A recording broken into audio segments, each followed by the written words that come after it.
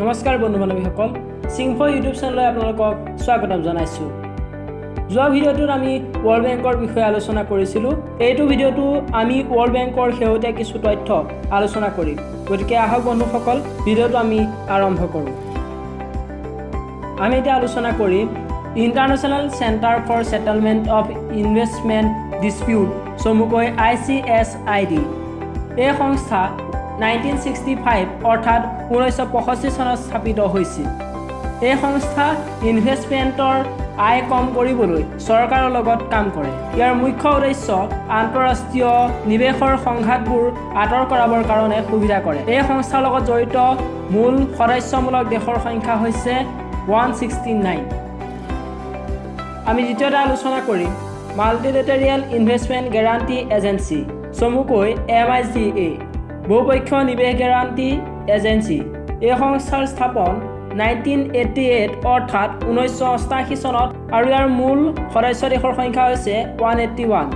ইয়াৰ মূল উদ্দেশ্য হৈছে উন্নয়নশীল ৰাষ্ট্ৰক ফৰেন ডাইৰেক্ট ইনভেষ্টমেণ্ট অৰ্থাৎ বিদেশী প্ৰত্যক্ষ নিবেদন বঢ়াই তোলা, যাৰ বাবে উন্নয়নশীল ৰাষ্ট্ৰসমূহে অৰ্থনৈতিকভাৱে সবল হ'ব পাৰে আৰু উন্নত ৰাষ্ট্ৰসমূহৰ সমপৰ্যায়ত আগবাঢ়ি যাব পাৰে।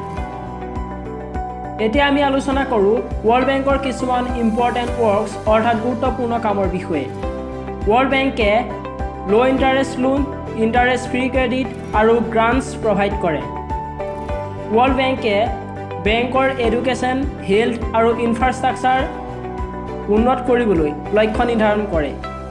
ৱৰ্ল্ড বেংকে ফাণ্ডৰ জৰিয়তে কোনো দেশৰ ফাইনেন্সিয়েল ছেক্টৰ, এগ্ৰিকালচাৰ আৰু নেশ্যনেল ৰিচ'ৰ্চ মেনেজমেণ্টক উন্নত কৰিবৰ বাবেও সহায় কৰে। এতিয়া আমি জানো আহক ৱৰ্ল্ড বেংকৰ প্ৰেছিডেণ্ট কোন হয়। ৱৰ্ল্ড বেংকৰ প্ৰেছিডেণ্ট হৈছে ডেভিড আৰ মালপাছ, যিয়ে 9 এপ্ৰিল 2019 5 বছৰৰ বাবে কাৰ্যভাৰ গ্ৰহণ কৰিছিল। আপুনি হয়তো ভাবিছে যে ৱৰ্ল্ড বেংকৰ টকা ক'ৰ পৰা আহে। আহক আমি এতিয়া ৱৰ্ল্ড বেংকৰ টকা ক'ৰ পৰা আহে সেয়া আলোচনা কৰোঁ। ৱৰ্ল্ড বেংকৰ বিকাশৰ কাৰণে জৰুৰী টকা দুই প্ৰকাৰেৰে জমা কৰা হয়।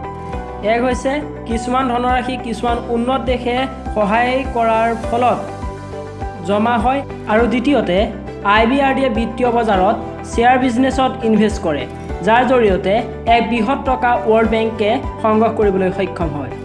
জানিব লগা কথা এইটোৱে যে ৱৰ্ল্ড বেংক এটা বৃহৎ সংস্থা, যি এটা বৃহৎ ৰোল প্লে কৰি সকলো দেশক অৰ্থনৈতিকভাৱে সবল কৰাত সহায় কৰে।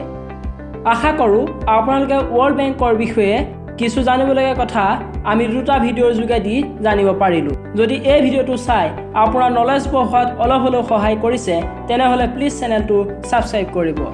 ধন্যবাদ।